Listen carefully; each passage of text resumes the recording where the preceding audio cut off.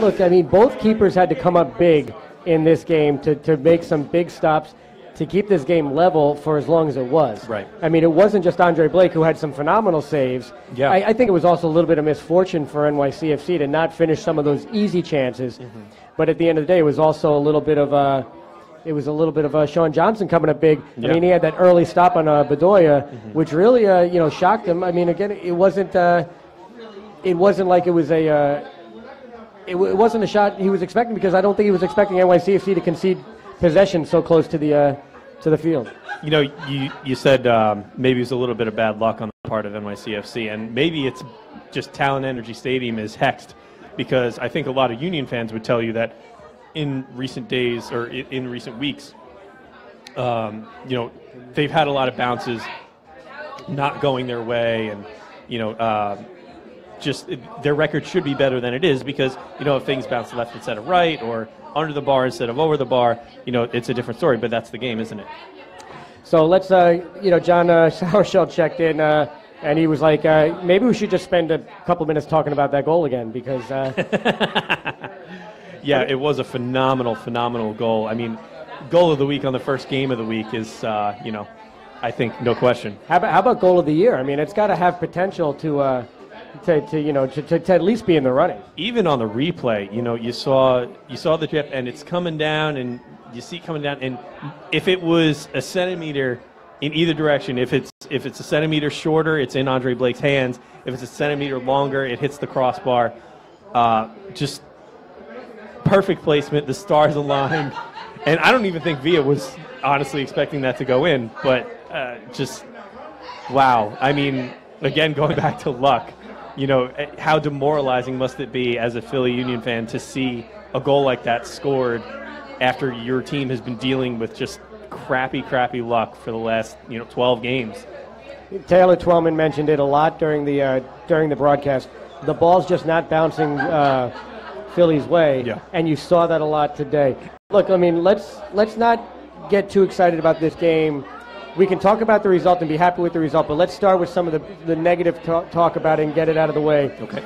First 10 or 15 minutes, this was a game where NYCFC was making a lot of mistakes. Yeah. And we've seen this in the past, NYCFC's stubbornness and Patrick Vieira's stubbornness to want to work work the ball out of the back, and it resulted in a lot of turnovers. Mm-hmm. We talked about the first save by Johnson, and it was just one of those things. David Villa, within 10 minutes was gave away the ball like about 25 yards away from his own goal. Mm-hmm. And it was just one of those things where it just seemed like you were nervous that this was going to be one of those games that NYCFC was going to concede an early goal just because they were, and that would have changed the complexion of the game a lot. Yeah, no, absolutely. Excuse me. One of the things that we were talking about a little bit before is there was just a lot of break in possession. Philly pressed very, very well, very, very effectively in the early goings. They weren't able to take advantage of it, but you saw a lot of disjointed passing. It almost seemed like the team was a little out of sync. There were a lot of, I don't want to say no-look passes, but a lot of intuition passes where there were balls going into space where it looked like people expected their teammates to be, but either they were a little longer or a little shorter, and in comes a Union player to just intercept the ball, and it's going the other way, which made it feel like Philly retained most of the possession in the first half, but that's actually not true. So in the same way that we were wasteful in our passing or getting tackled left and right, we recovered pretty well for the most part, to a stalemate in that first half. But the early goings, it was rough. It was very rough. But I think my standout player for that first half was certainly Alexander Ring. You mentioned it while we were watching the game. Right around halftime, you felt like Ring was the guy who was kind of identifying the line of where where NYCFC's line of defense wanted to be, where they wanted their line of, I forget what the term is in their soccer. Line in the sand. But it's a. There's a technical term for it. Yeah, there is.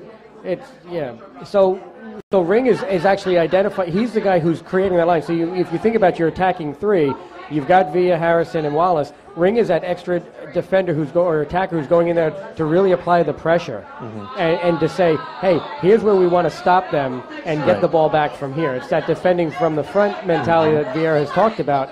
And Ring was really the guy who was setting the tone with that. Right. Yeah.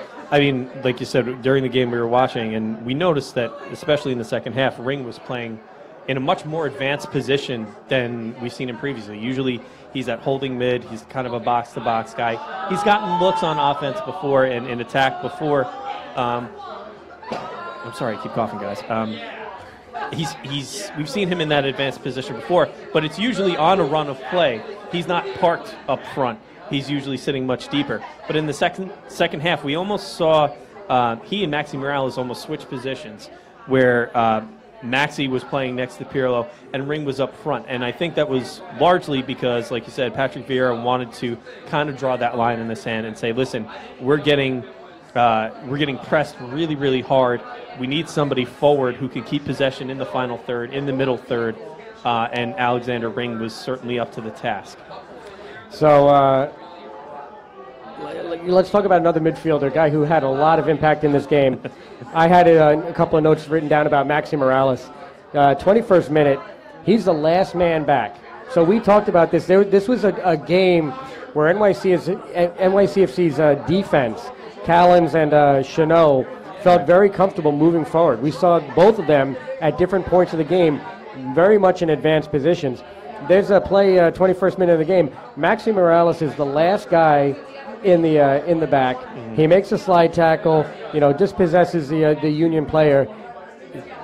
Let's fast forward to 30 seconds. He's up and giving a pass to Jack Harrison. Mm-hmm. So he makes a run all the way up the field and gets Harrison a shot on goal. Yeah, I mean, when Maxi Morales first came to the team, he said that people have the idea of a prototypical number 10. As a guy who plays in an advanced position, helps with the attack. But Maxi Morales, despite his stature, has actually pointed out that he enjoys playing from the back, that he enjoys starting the play deep in his own end. And, I think that's something that our midfield needed is that kind of two-way guy, that guy who's going to give it all on defense and can still facilitate passing up front, which is, I think, kind of the player that Maxi's going to be for NYCFC. Kind of a facilitator more than a creator, but maybe he'll prove me wrong. Whatever he can do is great. Fine, for what it's worth. But so let's just remind everybody, if you're here in St. Pat's Bar and you have something you want to ask us or you want to talk about, by all means, Andres is out there. He's got the mic. He's floating around. He's over there. I see him. Maybe we should. Does he have somebody who wants to comment? No, he's by himself. Andres, you got anybody who wants to join the show? Does anybody want to say anything? A ton of questions.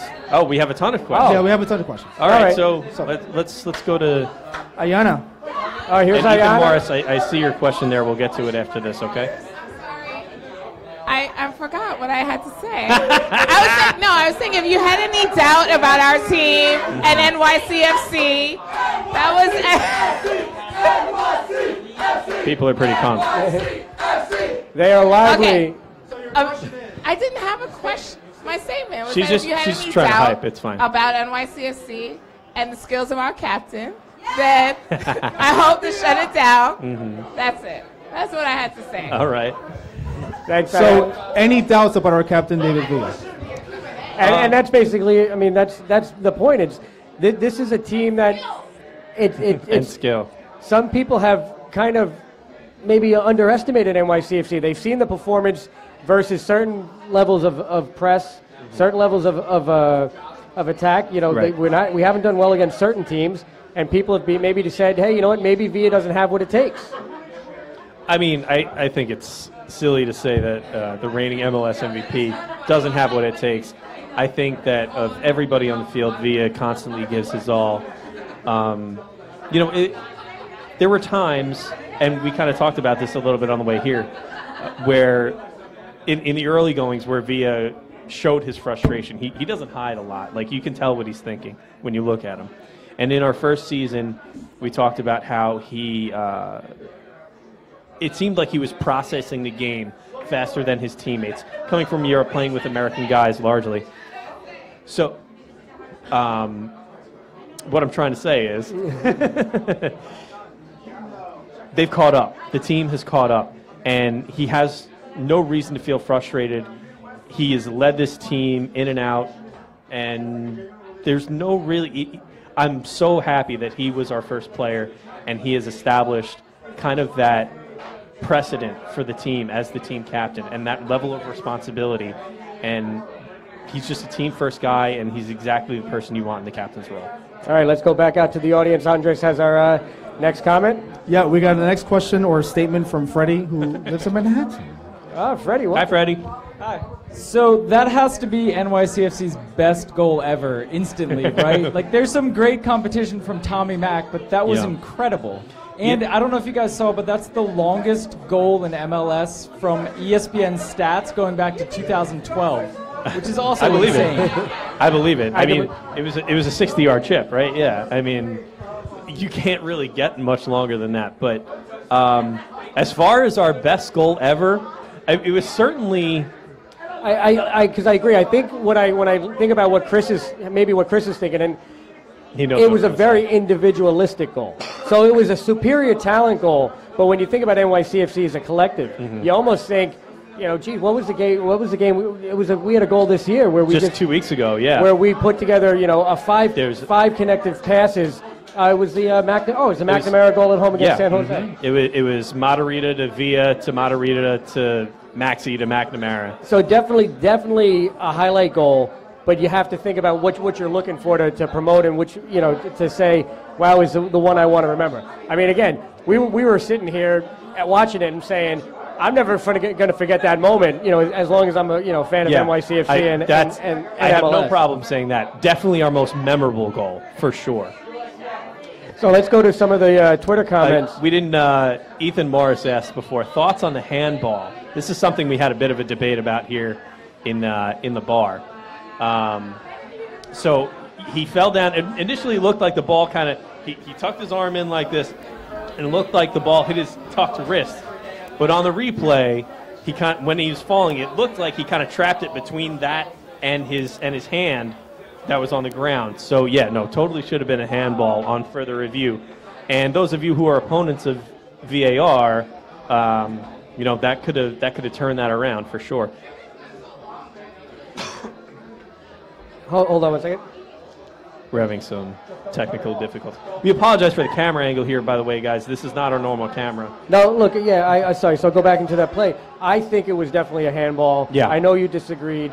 Watching initially, but it's one of those things. I can, forgive the head ref for not making the call. Right. He's got an AR who's got a much clearer view on that. Does he though? Because I mean, the way it fell, it looked like he was parallel to the AR.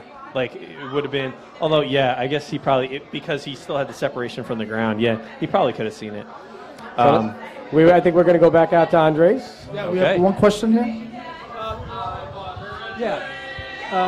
It seems a little bit like, almost like they're working on hard, low passes to Kyrie, almost to force him in game situation to work on his first touch. Did you get that tonight? Did it seem like they were working that with his back to the goal? I know Mike wants to weigh in on Kyrie Shelton.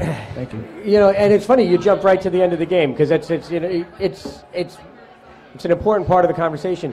But Kyrie just has been struggling with his. We talked about the speed of play and reacting. Yeah. Kyrie has been a guy who kind of has to receive the ball, think about it, and then figure out what he's going to do. And when you wanted the team to move forward, when you wanted the team to just quick turn, you already had Philly tired, you had him exhausted. Kyrie's the guy, Twellman said, he's coming on to replace Harrison because he's got the pace and he's got the build. He can just barrel through guys. So isn't it interesting that you see him and he's starting back to goal, he's got to receive, and then he's got to lay it off and then figure out what to do. Kyrie very rarely did he take the ball and just say, hey, I'm going to take it, I'm going to turn, and I'm going to run at you. And that's what I'd like to see from Kyrie. I'd like to see him be able. We thought of him as a direct player, and I don't know where Andres went, where you can get back to us. He's got hold of play, and what he says is when it's crowded, he plays well. Right. So when his space is tied down, he can hold on to the ball.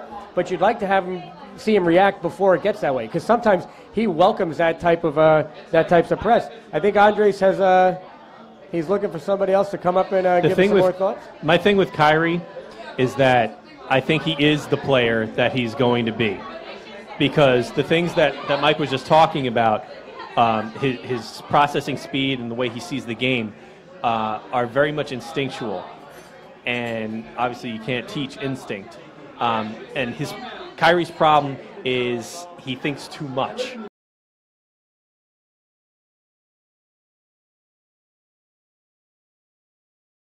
Two or three moves ahead. I think he's not expecting to get the ball when he does, and because of that, he doesn't really know what to do. And his default, if you'll notice, is he always runs right to the box and then cuts in. He's like Iron Robin, the cut inside man. But he runs to the box and he cuts in because that's his default. That's what he knows to do. And sometimes it works. We saw in the opener last season against Chicago that same strategy worked, and it turned into a goal. But I know the team wants him to do better. I know Vieira wants him to do better. But I'm worried that Shelton, just for his career, may be relegated to impact sub. And Ethan Morris thought he was the perfect sub tonight. The other thing that Twellman said during the game that I think is important, he said that talent only gets you so far. And it was actually a quote from Vieira. He was talking about a conversation he had with Vieira. He said, talent only gets you so far. You need some bite. You need some hunger in you. And that's what I think is missing from Shelton. I think he's got the killer instinct. He's got the talent, but he doesn't have the hunger. Yep. We're going back out to Andres. And I do have to apologize because normally we have a camera that can turn around and we can see you guys ask the questions. We had a little bit of a technical snafu, but so you just... We'll make do. We can hear you. We got another question here from JP. I'd like to know why my man R.J. Allen isn't getting time and people like Ethan White are starting. He led MLS defenders in assists per 90s last year, and he's clearly a much better passer. And obviously, with the shot that Ethan White put on today, probably a better scorer as well. Why isn't he getting time? Well, you said it very well. He's a much better attacker than he is a defender. Mm-hmm. And when That's Vieira, you saw it in today's game. Vieira wanted to overload the left. He had Harrison. Harrison's goal came from the left side of the field. So you realize that's what Vieira was looking at. He wanted to overload. He has Matarrita and Wallace on that side. He actually pushed Harrison to that side, which allowed both of them were over there. Which allowed Ring to come over to play the weak side, attacker. Right.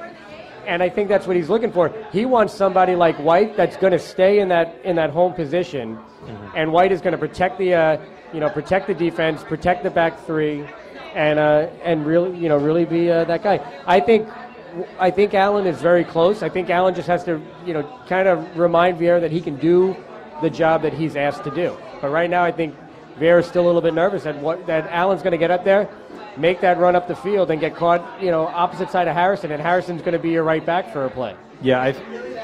Is White really that much of a better defender than Allen, though? Yes. He really is. Yeah, and I'll tell you why. Done. I'll tell you why. Because Ethan White stays home. And you're right.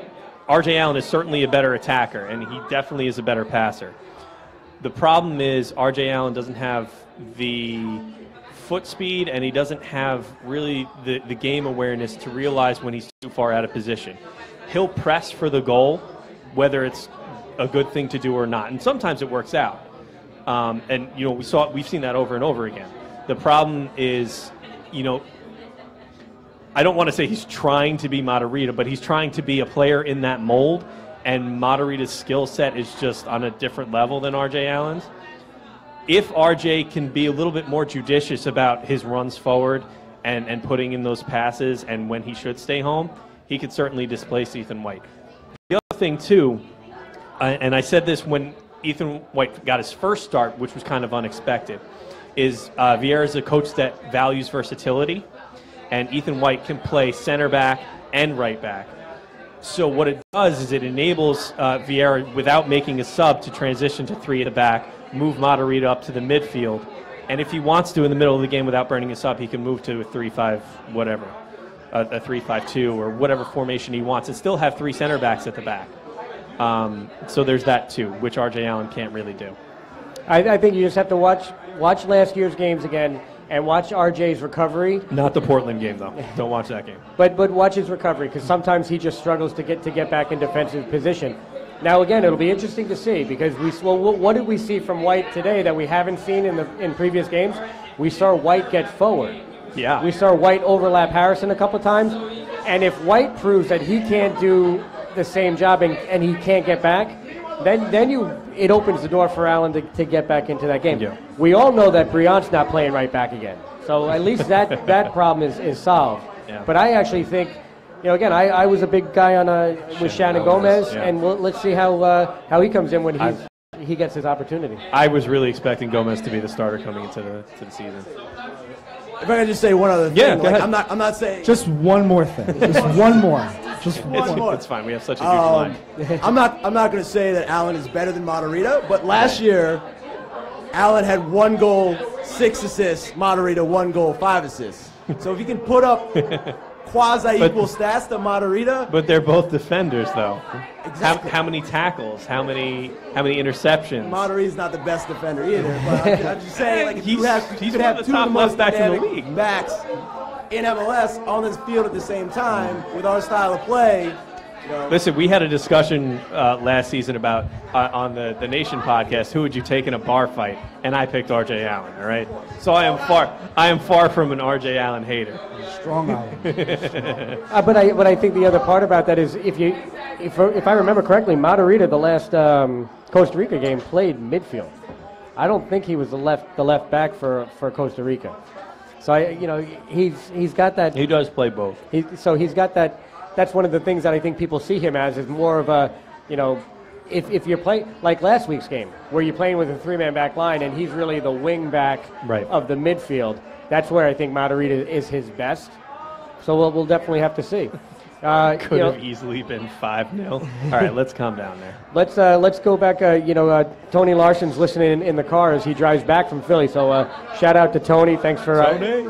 And it's a great reminder for us to let you know that if you are listening, if you want to join the show, we do accept phone calls. 646-493-1904 is the number to call in. Again, we're on Facebook Live. This is a City Post Game Live. So let's get back, because we actually stopped. Andres did such a good job getting people to join the show. A lot of questions about, have we talked about Villa's goal, via human highlight reel? Yeah, it was the first thing we talked about, guys. Somebody asked, is it perhaps the greatest goal in NYCFC history? Certainly the most memorable. Maybe not the greatest technically. We saw that, I think, 2 weeks ago. We talked about Ring. We talked about Ethan White. Well, we talked about the non call on the handball. The other call we have to talk about from today is the 25th minute Hatchet job. Yeah, the yellow card on Elliott, and this was the tackle on David Villa.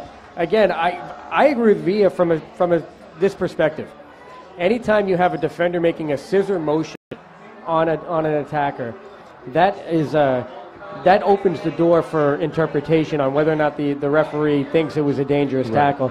I saw the scissor motion. I think Elliott was lucky to get away with the yellow. With only a yellow, and I think, look, Elliott, you mentioned it late in the game. Elliott played a very good game despite being look, you talk about a rookie getting his first start against David Villa. That was an opportunity where he rebounded well and actually saved himself from an embarrassing debut. Yeah, I mean, I gotta say, that was probably one of the ballsiest plays I've ever seen from a rookie in any sport. Is you're going to go after a nation's all-time leading scorer and try and take him out at the knees. I think you're right. I think he's lucky that he didn't get a red. I think maybe the ref knew it was his first game, cut him a little slack. But I mean, also Villa kind of oversold it, and one less roll, he might have actually gotten the red. He immediately went. What's the name? Neymar is the comparison I use, rolling 7 times.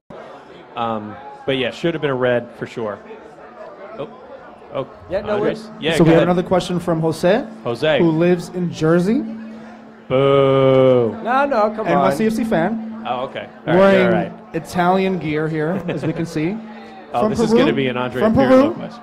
So we got all these nationalities and states going on. And so this is going to be about Pirlo or Callens? It's about Pirlo, actually.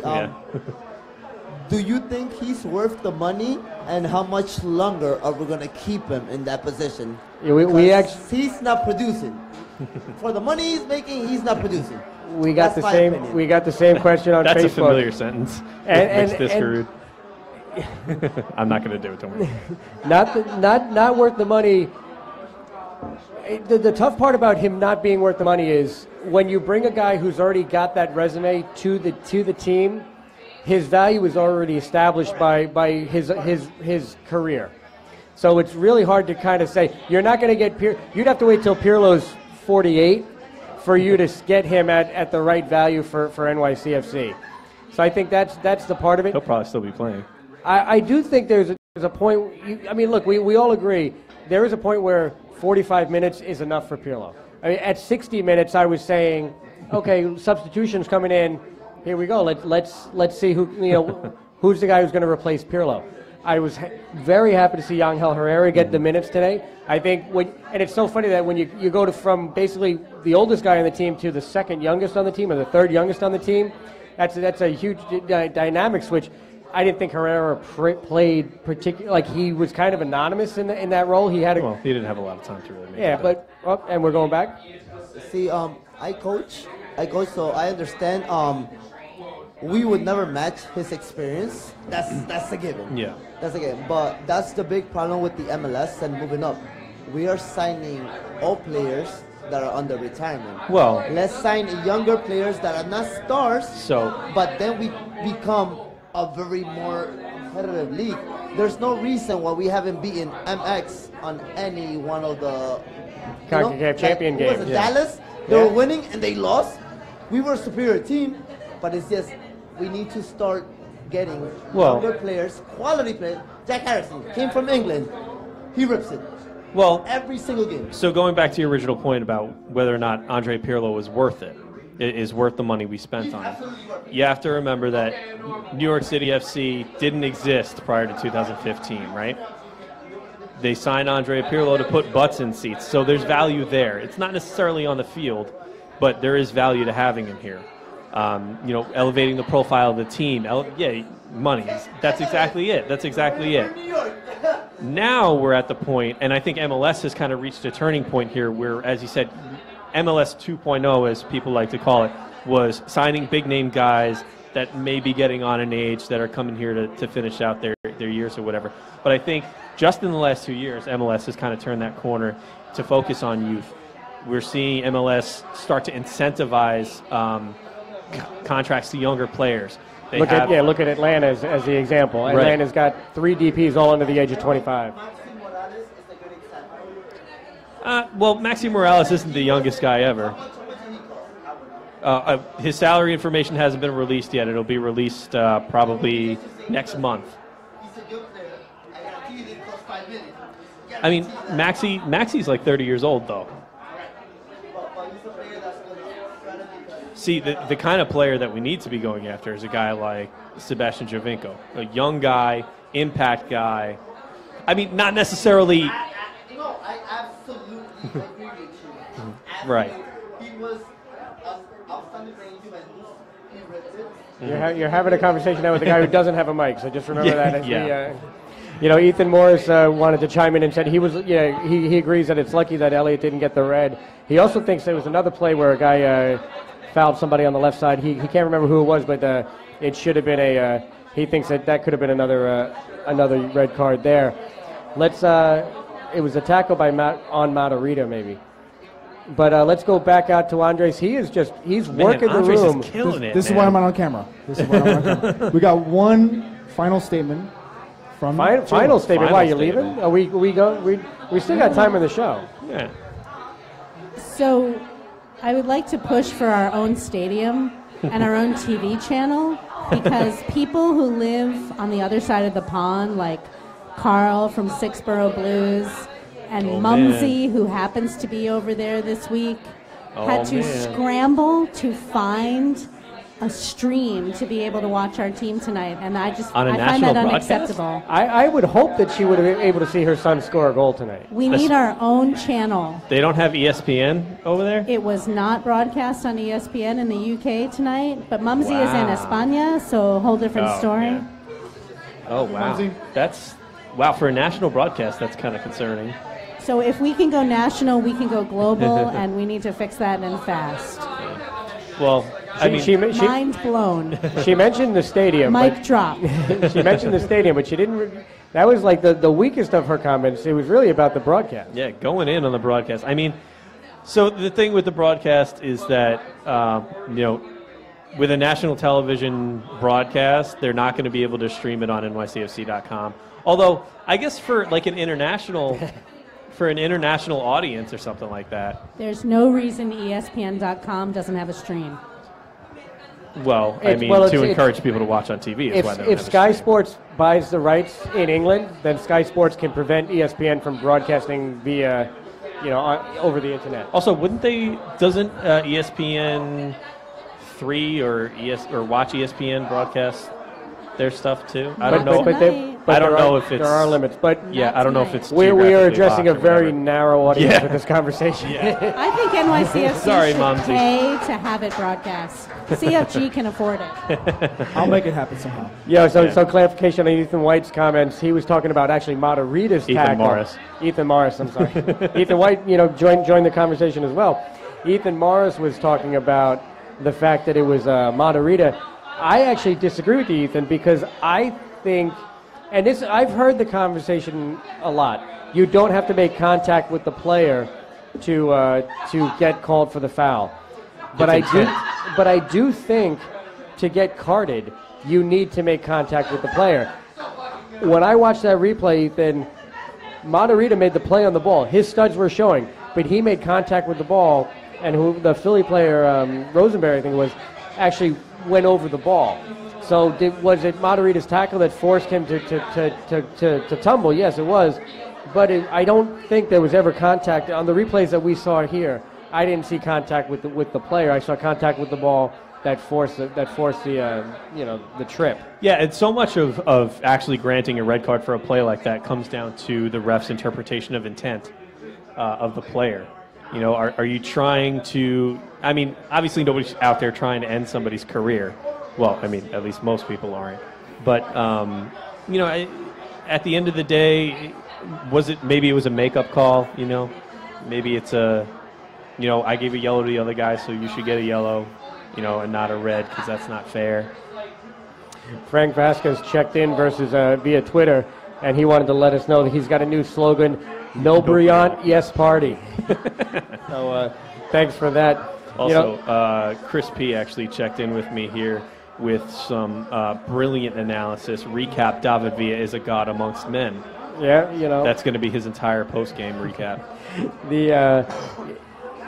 Again, I didn't see a scissor motion from Matarrita. Maybe we're looking at the wrong play or a different play. I just saw Matarrita make the tackle. He slid. He did have his stud showing, but he got the ball. Yeah. As we again, we remind everybody we are taking calls. If you want to chime in, 646-493-1904. Got about a half hour left in the show. We're hoping actually we got to check in and see if Martin Beal is going to give us the post-game locker room conversation. Andres is doing a phenomenal job, basically dragging anybody in an NYCFC jersey forward. So let's bring it back to him. All right, go ahead. All right, so we got another question from Jose and Chris. Jose's living in Yonkers, and your statement is? What do you think of the substitutions by Vieira using Shelton and Herrera, who I thought it was poor substitutions. They still did not bring any extra defensively or offensively. I would have rather seen Camargo or Tommy Mack in the game. What are your thoughts?